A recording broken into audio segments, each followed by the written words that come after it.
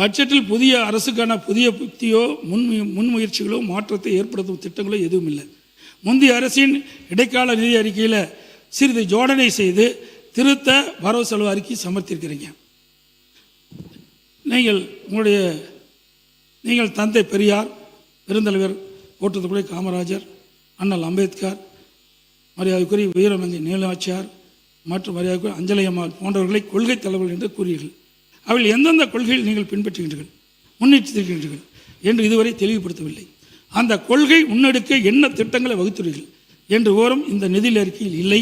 இதுவும் எப்போதும் பேசுவதில் ஒரு ஏமாற்று வேலை தானா? கடந்த 3 மாதங்கள் இந்த அரசின் குறிப்பிடத்தக்க சாதனை என்னவென்றால், இதை நான் சொல்வது யாரும் கோச்சுக்கணும், இந்த ஆட்சியில் ஒரு கட்சியில் வெற்றி பெறாங்க, வெற்றி பெற்ற பிறகு உடனே ராஜினாமா பண்ணுறாங்க, உடனே வேறு கட்சியில் சேர்க்குறாங்க. இது என்னென்னு சொல்கிறது? குதிரை பேரம் சொல்ல முடியும். இப்படிப்பட்டதெல்லாம் தவிர்க்க வேண்டும் என்று பொதுப்பணித்துறை அமைச்சர் அவர்கள். அன்புமிகு பேரவைத் தலைவர் அவர்களே, குதிரை பேரம் அப்படிங்கிற வார்த்தையை அவையிலிருந்து நீக்கணுங்கிறத கேட்டுக்கிறோம். 2017 புரட்சித் தலைவி அம்மாவுடைய ஆட்சிக்கு எங்களுக்கும் உடன்பாடு உண்டு. 2017க்கு அப்புறம் உங்களுடைய ஆட்சிக்கும் எங்களுக்கும் உடன்பாடு இல்லை. அது ஏனென்றால் உண்மையான அதிமுக கிடையாது, அது அம்மாவுடைய அதிமுக கிடையாது. நீங்க சொல்லும்போது உட்காருங்க. குதிரை பேரம்னு சொல்றதுக்கு நான் விளக்கம் கொடுக்கணும். அம்மாவோட அதிமுக இருக்கிற வரைக்கும் நீட் கொண்டு வரப்படவில்லை, ஜிஎஸ்டி கொண்டு வரப்படவில்லை, சிஏஏ கொண்டுவரப்படவில்லை, சிஏஏ கொண்டு வரப்படவில்லை. உங்களுடைய ஆட்சியில் தமிழகத்தினுடைய நலனுக்கு எதிராக டெல்லியுடன் சரண்டர் ஆனீங்க நீங்க. அதனால்தான் எங்களுடைய முதலமைச்சர் நீத்து போன அதிமுகன்னு சொன்னார். அதனால உங்கள் மீது நம்பிக்கை இருந்தால் சட்டமன்ற உறுப்பினர்கள் ரிசைன் பண்ணி தமிழக வெற்றி கழகத்தில் சேர வேண்டிய அவசியம் இல்லை. உங்கள் தலைமை மீது அதிமுக தொண்டர்கள் முழுவதுமாக விலகியதால் தான் தமிழக வெற்றி கழகம் உண்மையான புரட்சி தலைவர் எம்ஜிஆருடைய விசுவாசிகளும் அம்மாவோட விசுவாசிகளும் இன்றைக்கு தமிழக வெற்றி கழகத்தில் இணைந்து பணியாற்றிட்டு இருக்கார்கள்.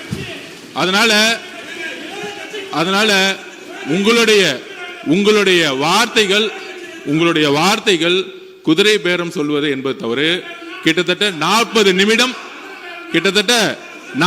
நிமிடம் பேசிக் கொண்டிருந்தார் முன்னாள் முதலமைச்சர் அவர்கள். நாங்கள் எதுவும் பேசவில்லை. ராஜினாமா செய்ய வேண்டியது அரசியலமைப்பின்படி எல்லோருக்கும் உரிமை இருக்கிறது. ஒரு கட்சி தலைமை மீது நம்பிக்கை இழக்கும் பொழுது முன்னாள் அமைச்சர்களும் சரி எம்எல்ஏக்கும் சரி விலகி மாற்று கட்சிக்கு சேருவது இயல்பு. அதனால் அவையில் தேவையில்லாமல் சில வார்த்தைகளை சொல்லக்கூடாது எங்களுடைய தாழ்மையான வேண்டுகோள். அவர்களே, மாண்புமிகு முன்னாள் முதலமைச்சர் பேசும்பொழுது மின்சார கட்டணம் உயர்த்தப்பட்டுள்ளதா சொல்லியிருந்தார். அந்த மாதிரி எந்த வகையிலும் மின்சார கட்டணம் உயர்த்தப்படவில்லை.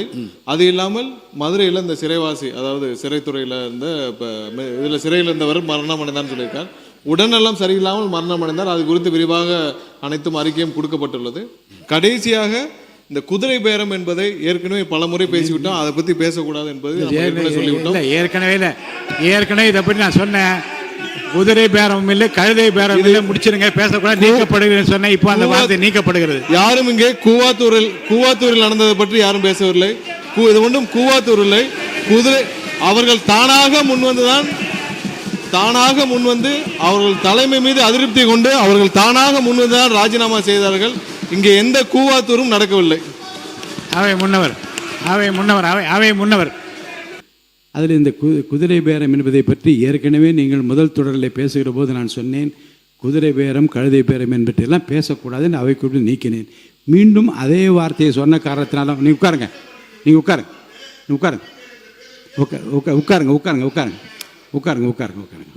நீங்கள் 2 பேரும் சேர்ந்து பேசுறது எனக்கு தெரியும். அமைதியாக உட்காருங்க. மாண்புமிகு எதிர்கட்சி கொறடா, எதிர்கட்சி கொறடா பேசுங்க. மாண்புமிகு பேரவைத் தலைவர்களே, உட்காருங்க. நம்முடைய முன்னாள் முதலமைச்சர் நீங்கள் சொன்ன மாதிரி சிறப்பாக பேசிக்கொண்டார். நம்ம எல்லாமே அவருடைய பேச்சை கவனித்து கொண்டு தான் இருந்தோம். கடைசியாக இறுதியாக ஒரு கருத்தை சொல்லுகிற பொழுது மாண்புமிகு அமைச்சர் பெருமக்கள் இருந்து அதற்குரிய விளக்கங்கள் என்ற பேரில் சிலர்கள்லாம் சொன்னார்கள். அது அவர்களுக்கு ஆத்திரத்தை மூட்டுகிற அளவுக்கு அந்த நிகழ்வு இங்கே நடைபெற்று விட்டது. அதற்காக நீங்கள் ஒரு நடுநிலையாக ஏதோ ஒரு தீர்ப்பு சொல்வதற்காகத்தான் அமைதிப்படுத்தி கொண்டிருக்கிறீர்கள்.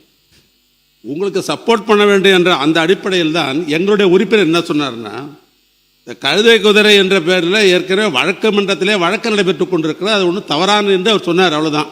நீங்கள் அதுக்காக அவருக்கு நீங்கள் ரூலிங் கொடுக்கலாம். இல்லை நீங்கள் அதை சொல்லாதன்னு சொல்லலாம்.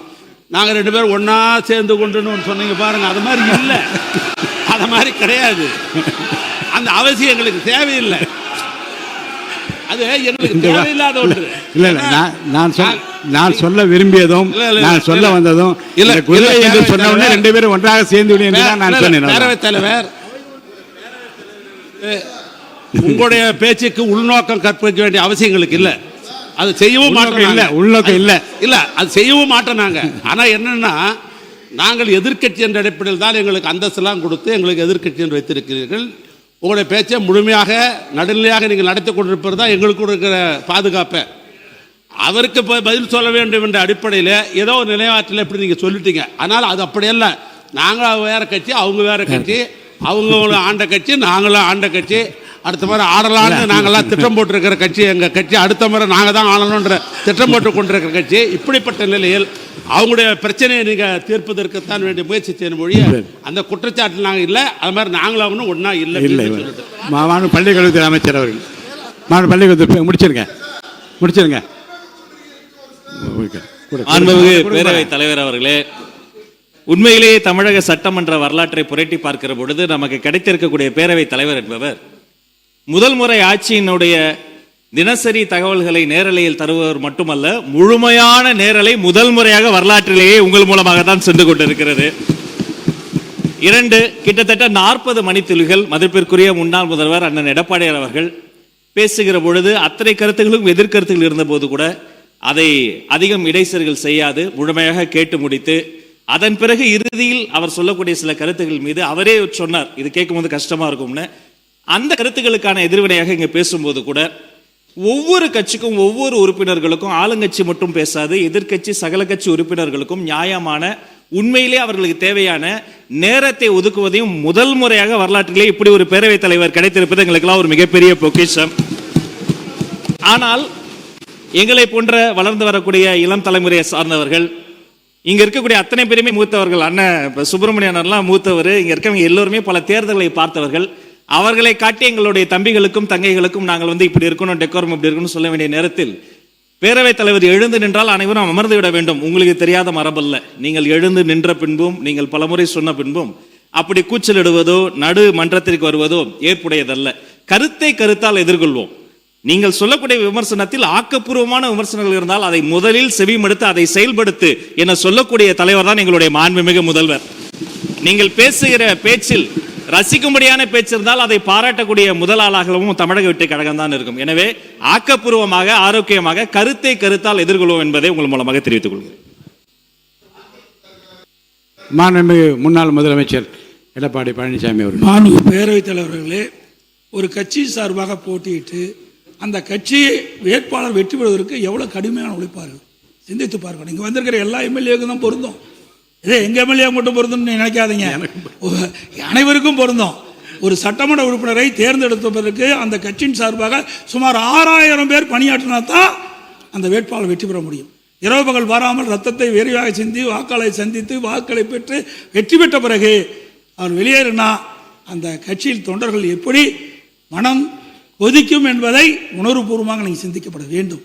நீங்கள் முதல் எம்எல்ஏ ஆகிருக்கிறீங்க, நான் 6 முறை எம்எல்ஏ ஆகியிருக்கிறேன், அப்படிங்களா, ஒரு முறை நாடாளுமன்ற உறுப்பினர் ஆகிக்கிறேன்.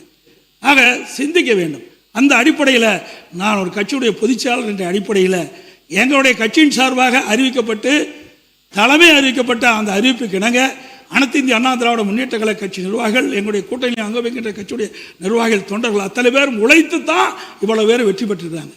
அதனால தான் அந்த கருத்தை சொல்ல வேண்டிய நிலைக்கு நான் தள்ளப்பட்டேன் என்பதையும் தங்களுடைய கவனத்துக்கு கொண்டு வரேன். அதோட நாங்களுடைய சொன்ன கருத்து உண்மையிலேயே காயப்படுத்தி இருக்குது. 2 பேரும் ஒன்னா சேரல, இல்லை நீங்க இருந்த காலத்திலையும் ஒன்னா சேரல, நாங்க இருக்கிற காலத்திலையும் ஒன்னா சேரல என்பதையும் ஒரு விளக்கம் மட்டும் நான் சொல்லிடுறேன். குதிரை பேரம் என்று உங்கள் தரப்பில் சொல்லப்பட்டவுடன் குதிரையும் அல்ல கழுதையும் அல்ல சொல்லி முடித்த பிறகு அவர் அதை ஒட்டி பேசியதால் இந்த கருத்தில் 2 பேரும் உடன்படி என்ற அர்த்தத்தில் தான் நான் சொன்னேனே தவிர நீங்கள் அது வேறு அர்த்தத்தில் நீங்கள் அர்த்தப்படுத்திக் கொள்ளக்கூடாது. அடுத்து நீங்கள் இப்போ முடிங்க, நீங்கள் முடி முக்கோர் சுப்ரமணியன், நீங்கள் உட்காருங்க. உங்கள் தலைவர் பேசும்போது நீங்கள் குறுக்க பேசாதீங்க, உட்காருங்க. பேரவைத் தலைவர் உட்காருங்க. இன்றைக்கு உறுதியளிக்கப்பட்ட ஓய்வு திட்டம், அந்த திட்டத்திற்கு கடந்த இடைக்கால பட்ஜெட்டிலேயே அதற்கு தேவையான நிதி ஒதுக்கப்பட்டதாக இன்றைக்கு ஒதுக்கப்பட்டுகின்றது.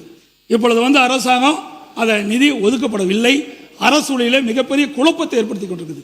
அது மட்டும் இல்லை, மாண்புமிகு நிதியமைச்சர் சொல்லுகின்ற பொழுது இதற்கு மத்திய அரசிடம் அனுமதி பெற வேண்டும் என்று சொல்கிறாங்க. அவர்களை ஓய்வு வழங்குவதற்கு எந்த ஒரு அனுமதியும் பெற வேண்டியில்லை, மாநில நிதியிலிருந்து கொடுக்கலாம். ஏற்கனவே இடைக்கால பட்ஜெட்டில் முந்தைய அரசாங்கம் 11,000 கோடி ஒதுக்கப்பட்டு 14,000 கோடி ஒதுக்கப்பட்டுகின்றது என்பதையும் நேரத்தில் சுட்டிக்காட்ட விளைகின்றேன். அந்த பழைய ஓய்வு பெற்ற அந்த ஊழியர்களுக்கு ஓய்வு தொகை வழங்குவதற்குண்டான நடவடிக்கை இந்த அரசு எடுக்கப்பட வேண்டும். ஏற்றலும் ஈட்டலும் காத்தலும் காத்த வகுத்தலும் வல்ல அரசு என்ற அரசியல் நிதி மேலாண்மை குறித்து ஐயன் திருவள்ளுவர் தெளிவுபட கூறியுள்ளார்.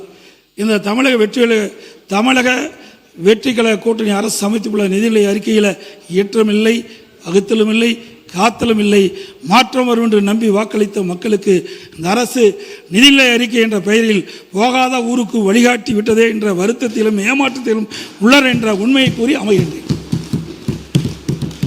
மாண்பு உறுப்பினர்